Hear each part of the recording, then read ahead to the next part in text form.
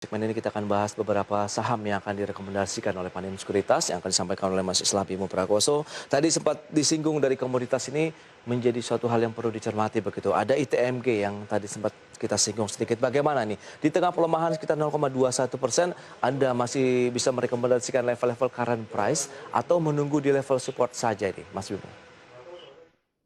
Oke, jadi buat ITMG di sini kita masih bisa merekomendasikan di level current price. Oke. Karena kalau kita lihat faktornya, itu tren penguatan harga batu bara dalam jangka waktu dekat itu masih terlihat. Ini disusul oleh pemulihan ekonomi di faktor global. Contohnya di UK itu udah mulai ada relaksasi lockdown di beberapa wilayahnya. Di sini juga disusul tren positif dari proses vaksinasi di beberapa negara yang diharapkan bisa meningkatkan confidence di beberapa negara. Terus rilis data makroekonomi di Eropa juga mostly kebanyakan positif. Makanya di sini sebetulnya bisa menjadi katalis pertumbuhan ekonomi secara keseluruhan, yang dimana kalau secara keseluruhan berarti faktornya itu adalah energi, di sini bisa terangkat.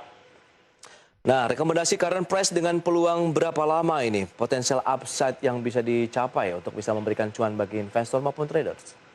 Sampai akhir tahun, di sini kita bisa melihat ITMG di harga sampai ke 15.000. Sampai dengan 15.000? Oh, ya. Masih menarik ya, kalaupun kita masuk current price di tengah pelemahan 1,05% untuk ITMG ya? Ya. Baik, 15 ribuan untuk ITMG, dan kira-kira mungkin bisa disampaikan ini, apa saja rekomendasi saham yang bisa Anda jagokan dan berikan kepada investor maupun trader. Meskipun pilihan investasi juga kami kembalikan kepada investor maupun traders ya, dengan beberapa saham yang akan kita bahas ini. Apa saja, silakan Mas. Oke, jadi kalau kita bisa lihat juga sebetulnya sektor properti ini juga sudah mulai ada tandanya pemulihan. Contohnya di sini kita bisa lihat Pakuwon.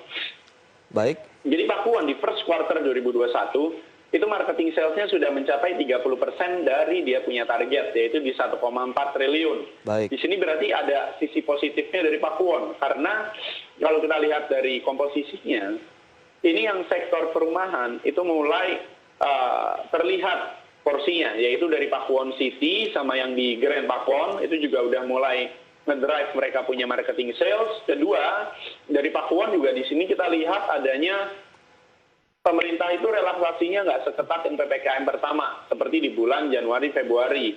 Dan juga dengan pembatasan mudik, ini ada potensi bahwa sebetulnya masyarakat masih akan melakukan mobilitas di masa Lebaran, tapi nggak pulang kampung. Contohnya, kumpul dengan keluarga, jalan ke pusat perbelanjaan.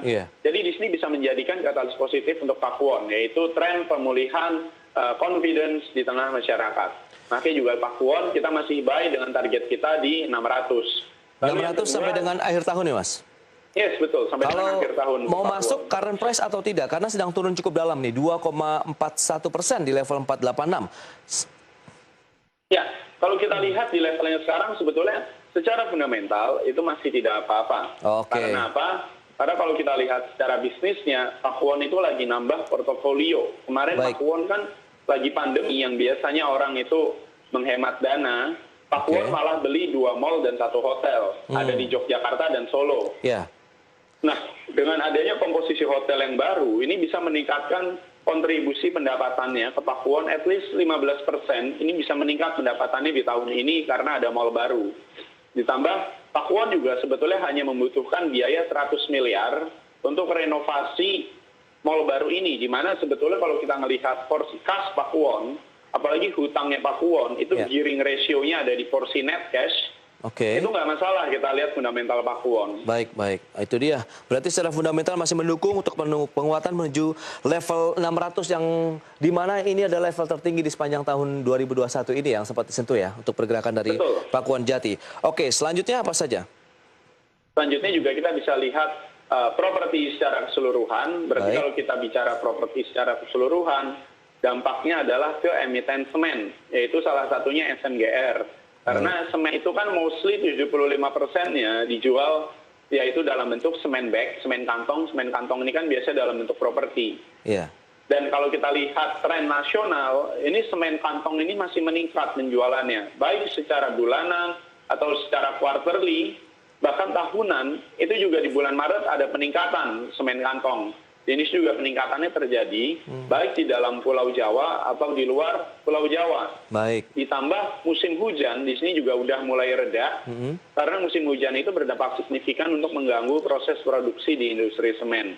Makanya buat industri semen di sini juga kita masih optimis dan kita juga masih merekomendasikan SMGR dengan target akhir tahun 14.600. Ini menimbang SMGR memiliki diversifikasi yang baik dari secara segmen wilayah operasi, dan kedua beban bunganya SMGR itu juga masih berpotensi menurun karena tren suku bunga masih rendah. Efeknya itu kan SMGR punya skema floating rate waktu kemarin SMGR akuisisi SMCB. Jadi di sini masih terbawa tren suku bunga rendah, makanya SMGR aja masih bisa mencatatkan laba bersih yang positif di tengah perlambatan ekonomi akibat pandemi. Baik, minus 1,26% pada perdagangan pagi ini ya. Kita lihat di 9.700-an, berarti boleh riding dengan level-level current price juga ya, menuju 14 ribuan tadi untuk akhir tahun. Yes, kita lihat masih menarik sebetulnya buat SMGR. Oke, itu dia ada Pakuwon Jati, SMGR, kemudian apa lagi nih yang bisa direkomendasikan? Yang terakhir juga kita bisa melihat ke BSDE. Karena BSDE ini kan disusul oleh faktor segmen properti yang mulai meningkat ya. Dan juga pemilihan produknya tepat. Dan yang terbaru ini adalah BSDE kan akan menjalin kerjasama dengan Midbana, yang nantinya Midbana itu akan bertindak sebagai developer. BSDE itu menyediakan lahan sekitar 100 hektar ini untuk bangun apartemen yang konsepnya transit oriented development, ini dengan stasiun Cisauk. Jadi di sini kita lihat positif buat BSDE dari ekspansinya itu, karena memang BSDE ini didukung oleh land bank yang sangat besar di BSD City. Betul. Jadi apalagi dengan adanya program stimulus juga ya, pemberian down payment hingga 0% begitu untuk sektor properti akan menguntungkan beberapa emiten-emiten properti seperti tadi ada Pakuwon Jati dan juga BSDE begitu Mas. Betul, kita juga masih melihat itu sebagai katalis positif buat sektor properti. Tren suku bunga rendah, dan yang kedua itu adalah insentif yang diberikan oleh pemerintah. Target akhir tahun sampai berapa BSDE? Kita melihat BSDE ada potensi ke 14.450, sorry bukan 14.000. Wow, 14.450 ya? 1.450. Oh, sorry 1.450, ya benar, 1.450 itu dia. Target akhir tahun dari Bumi Serpong Damai ya, dengan pelemahan yang terjadi saat ini minus 1,32%, justru menjadi peluang untuk kita mengambil posisi beli ya, Mas Bimo ya? Yes, betul. Di sini kita melihat memang adanya peluang jangka panjang. Oke, itu dia SMGR, Pakuwon, dan BSDE. Tadi sempat juga disampaikan sebelumnya ada ICBP ya, yang Anda rekomendasikan ini. Seberapa menarik? Apakah memanfaatkan momentum juga Ramadan ini? Kita bisa melihat salah satu momentumnya memang dari Ramadan. Karena ekspektasinya adalah di sini penjualan dari segmen noodles di sini bisa meningkat.